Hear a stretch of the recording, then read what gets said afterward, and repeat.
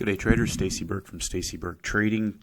Today, talking about trading 1 hour in the U.S. session, and spoke to some traders recently and just explained to them that the bulk of my trading is now all on just the U.S. session for a number of reasons. Primarily, I'm finding that I don't need to be at the screen during the day, even though I focus just on that 1 hour window inside of those three-hour windows. I'm finding that between NASDAQ and gold, there's been plenty of excellent A++ trading setups. And again, just trying to limit my screen time and focus on the highest risk-reward opportunities. So just to review quickly, Asia, 8 to 11 p.m., Europe, London, 2 to 5 a.m., New York, 8 to 11 a.m., and then primarily, specifically, 9:30 a.m. New York for the equity market opens, especially for NASDAQ and gold, which are the two main markets that I trade and pretty much only trade. Now, we'll look at the major currency pairs, answer a couple of questions that I received, but again, just focusing on the best setups and then high and low of the day, recognizing what type of market it is. Is it going to be a trend trade, a reversal trade, a stop hunt, in a trading range? Again, I'm using the 1 minute charts, but the levels are set over the course of the day. I'm looking at the major round number boxes, 50s, double zeros primarily, and looking at to see who's trapped and who's in the money. Now, many of you have been following gold, obviously, and depending on your broker and the spreads that you have, that will vary in terms of whether or not it's feasible for some of you to be trading it. Now, obviously, there's lots of movement in gold, and again, one of the main reasons I trade it. But the bigger movements tend to come in the U.S. session. So just coming back to our blue box is Asia, pink box is London, and the yellow box is the U.S. session. Now, over the course of the day, the price action will be slightly different in terms of, even though it may move 50 pips, there are going to be some that are explosive moves, there are range expansions, stop hunts, reversals, that sort of thing. But when we get into the U.S., there tends to be a greater unidirectional movement that happens very quickly. So to put it in simple terms, although we may get 50, 75 pips in this London session, for example, and it appears that it would be a fairly explosive move, this back and forth price action inside, even though this is on a 1 minute chart, we can look at this on a 15-minute chart. It doesn't matter. Again, I'm targeting the large moves that are going to go 15, 30 minutes. And I know many of you have been tracking gold and trading it, and you can see that a lot of these moves are over very quickly, where we have the day. Again, I look for simple stuff, and if you focus on a couple of things, that knowing that by the end of the day, Asia will put in one side often and London will put in the other, then they'll pull it back inside and then explode to hit stops on one side or the other. So typically I'm looking for this box to be built up. We can get 3 levels of rise. We can get Asia, and again, London. This is one of my favorite setups. When we get 3 levels, I don't worry about how far it's gone and thinking I've missed out, because I know that the move, we talk about taking the escalator up and the elevator down. And these are the sort of moves that I'm looking for. Now, obviously, you're not going to get textbook perfect opportunities every single day, but there are lots of them. And between NASDAQ and gold, there are lots of large moves that obviously we're not going to see that same kind of movement on the Forex pairs. Now, the NASDAQ specifically, I received a question about an entry on a trade on the NASDAQ the other day, and it was prior to the 9:30 equity market open. And I'll say that if you're in a trade in that first hour, be aware that when 9:30 kicks in, there'll be 25 to 50 pip stop hunts, either into possibly a trade that you could already be into, so obviously you want to lock in profits, or into highs and lows of that range. So again, just coming back to simple concepts, Asia can put a high in, London can put a low in, they work back to one side, and then we get a range expansion.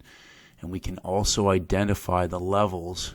Again, I'm looking at major round numbers. I'm looking to see if peak formations have already been put in place.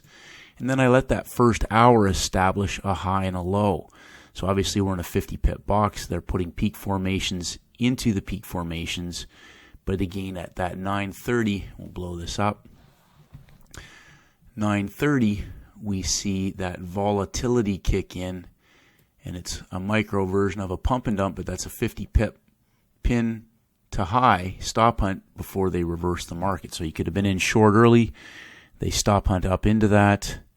You can call it whatever you want, a liquidity hunt, stop hunt, doesn't matter. It's all the same thing before continuing for a range expansion. Now, again, somebody asked me what my fib settings are. These are not fib settings. These are just 100% expansions of these geometrical ranges. So we got a 1.5, 200, 2.5. And again, timing. So people have asked, how do you know if you're at the high or the low of the day? Now, time of day is critical, and we'll look at an example of that. So trader asked what happened with his trade. He shorted this in London and then got stopped out as the market continued higher. Pardon my lines. So the trader shorted this thinking this was the high of the day, and he's been stopped out. Now this comes back to preparing and looking at the week and the day ahead of time. So this is where this trader's been stopped out. He shorted this in the London session. This is on Tuesday, and then the market's proceeded to go higher. Now, I'm always looking at where are the highs and the lows. Now, our dotted line represents the previous day's highs and lows. So even though there are highs and lows inside, we are inside of the previous day's highs and lows. And so you have to be identifying. So we've obviously put a peak formation low in on the high of Friday, and the market has creeped back down into that low. And I talked about this before. Previous days' highs and lows can become support and resistance, especially when it's a new week. So we have a peak formation high and a peak formation low, and they have auctioned down into the low. So although this is the current high of the day, this is inside. And then they've gone vertical through that in Asia and dropped it back down into the low. Made a micro W before going vertical. So this short trade that this trader has taken is you're shorting back into the vertical move that's coming out of the low of the day. And then we see one push, two pushes, three pushes down into the US Open for the vertical move back to the previous high of Monday. So again, I look at these dotted lines. They're magnets. They're magnets. And when we're inside, again, another reason for me to let the market set up over the course of the day. Now we get to Wednesday morning, and Tuesday's breakout traders are layered on top of Monday. But this is now potentially trapped volume. So again, I talk about trapped volume up high. Our pin establishes that high. The market breaks back down. We have a micro version of a pump and dump into the rollover. So often you'll see these into the rollover for a short trade back inside. Now again, looking at where our levels are. So we have our low of the week down here, which was transposed into Tuesday for Monday's low.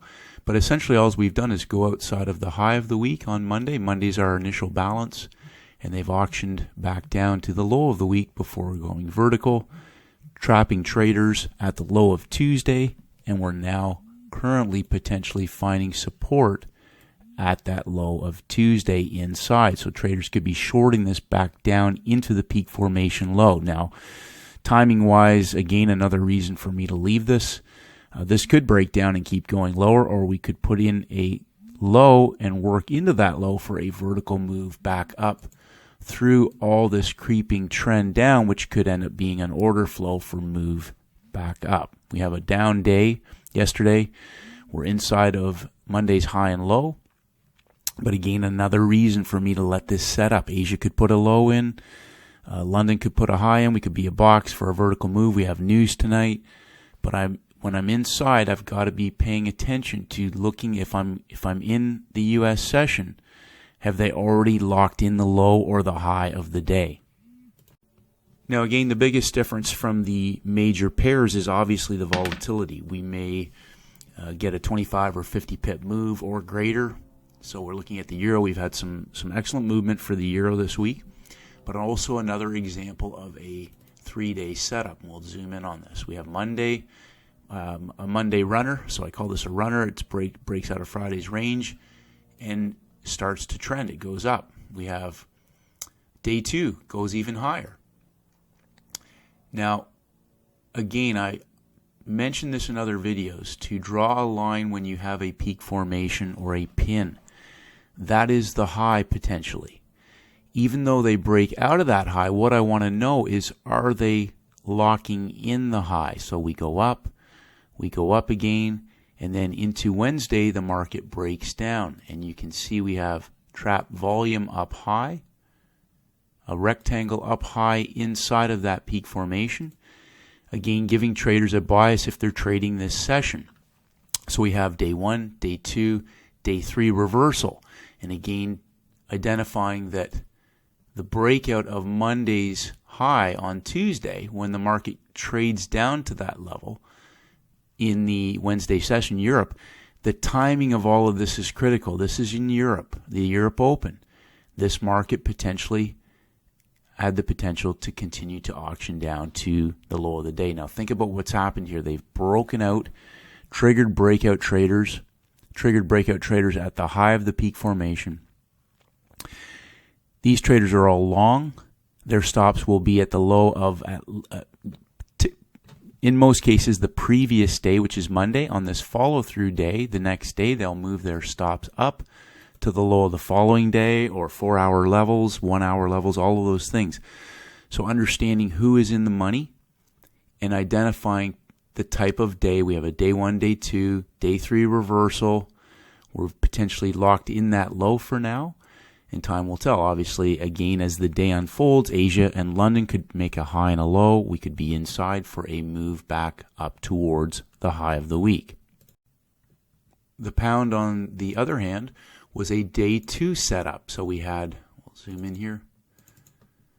We had Monday went up in 3 pushes. So again, when we break out and we get a pin that fails, a breakout that fails, I draw my line on that high. So we put a peak formation in. The market broke through it again, but it failed to hold above there.